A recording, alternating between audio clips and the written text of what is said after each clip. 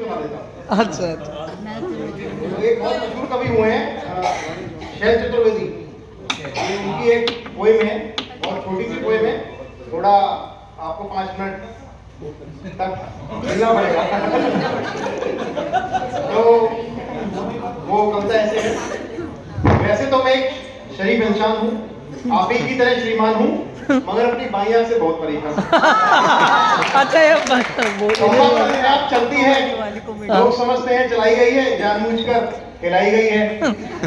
एक बार बचपन में, शायद सन 55 में बैठे थे क्लास में, एक लड़की थी पास में, नाम था सुरेखा, और उसने हमें देखा और वहीं चल गई।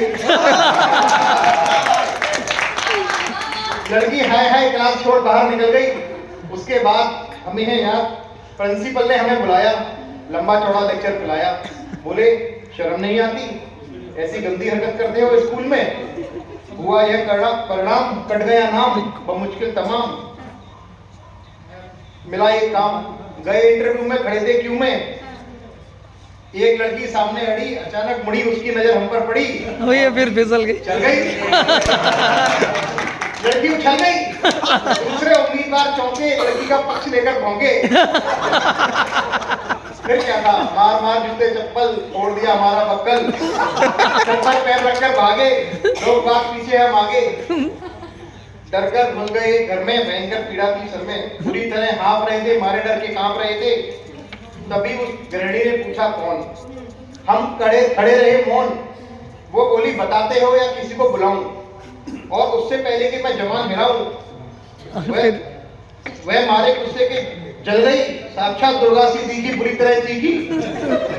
बात की बात में जुड़ गए अड़ोसी पड़ोसी भतीजे मामा, मच गया हंगामा, चड्डी बना दिया हमारा पजामा, बनियान बन गया कुर्ता, मार मार बना दिया भुर्ता, हम चीखते रहे और पीटने वाले पीटते रहे। भगवान जाने कब तक निकालते रहे रोज, और जब हमें आया होश तो हम अस्पताल में पड़े थे, डॉक्टर और नर्स घेरे खड़े थे। तो एक नर्स बोली दर्द कहाँ है,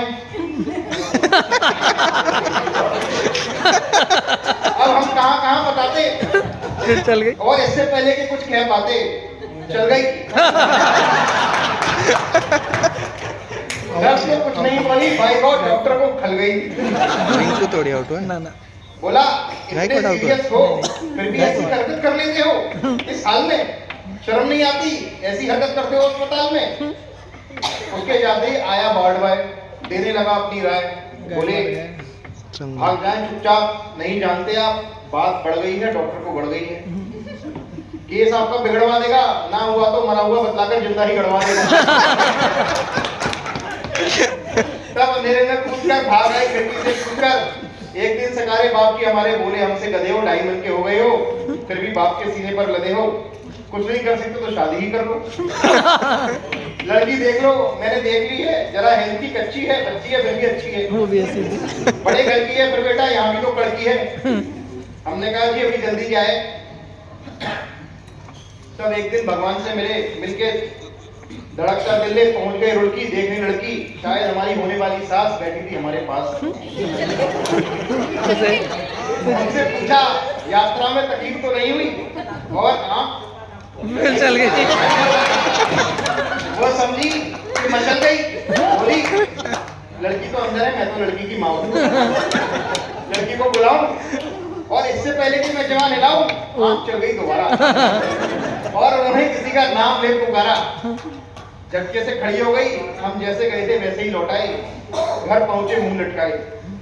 अब क्या फायदा मुंह लटकाने से, आग लगे ऐसी जवानी में, डूब मरो चुल्लू भर पानी में, नहीं तोड़ सकते तो हमसे नाता ही तोड़ लो, जब भी जाते हो पिट कर ही आते हो, भगवान जाने कैसे चलाते हो।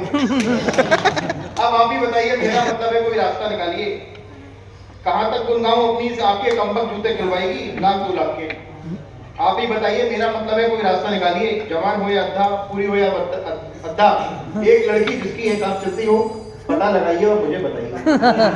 बताएंगे बढ़िया।